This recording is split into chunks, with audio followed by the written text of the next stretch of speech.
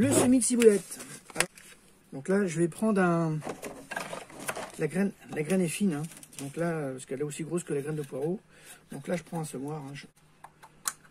Voilà, je prends un semoir, je mets tout mon grain dedans. Voilà. Ça ressemble à de la graine de poireau, hein. Ou d'oignon, comme vous voulez, mais voilà. Donc là, je mets sur 2, et puis écoutez, je tapote, hein. Et puis ça va pouvoir, voilà. L'avantage, c'est que vous ne le verrez pas, mais en tout cas, voilà, c'est plus précis au semoir, hein. Alors là, pour les recouvrir, vous allez voir, je prends la technique du bouchon, hein, puisque mes pots sont bien pleins, et que si je mets là pour utiliser la technique du doigt, ça va être un peu plus compliqué. Ici, si je fais la technique du doigt, alors je vais en faire un. Je vais vous montrer. Regardez, la technique du doigt, voilà. Les graines sont pas larges. Bon, ça peut le faire, hein. Ça peut le faire, hein. D'accord? Mais bon, alors, on prend pas de risque, hein. J'ai ma technique du bouchon, hein. Vous le connaissez. Donc là, voilà, regardez. Hop. Voilà. Pas plus que ça. L'avantage, c'est que ça me permet de faire coller la graine au terreau. D'accord? De tasser un petit peu le terreau. Voilà. Et là, je vais rajouter une pellicule. Bon, là, je vais la refaire ici, hein. Rajouter une légère pellicule de terreau dessus. Hein, je vais le faire tout de suite, d'ailleurs. Voilà, c'est fait. C'est aussi simple que ça. Là. Et puis là, comme ça, un petit peu de graine. Voilà, je repasse un léger, mais vraiment, vraiment léger. C'est juste pour damer, en fait, hein. C'est juste pour damer le pot. Voilà.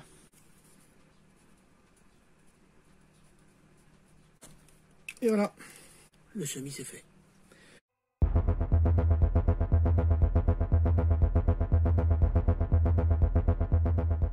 Bien. Le fenouil, ça se sème de mars à juillet, hein. Donc jusqu'au mois de juillet, vous pouvez le semer. Moi, je vais faire une dizaine de godets, hein. Donc c'est la graine qui est assez grosse, donc je vais en mettre, je mets 2 graines par pot.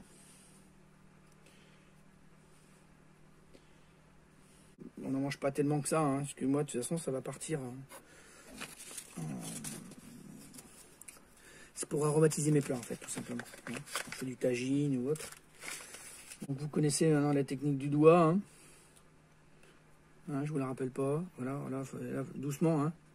Bien évidemment, parce que c'est pas la grosse graine, mais voilà, là ça suffit. Là, l'avantage, c'est que j'ai pas besoin de remettre de terreau. Et voilà. Voilà. En serre froide.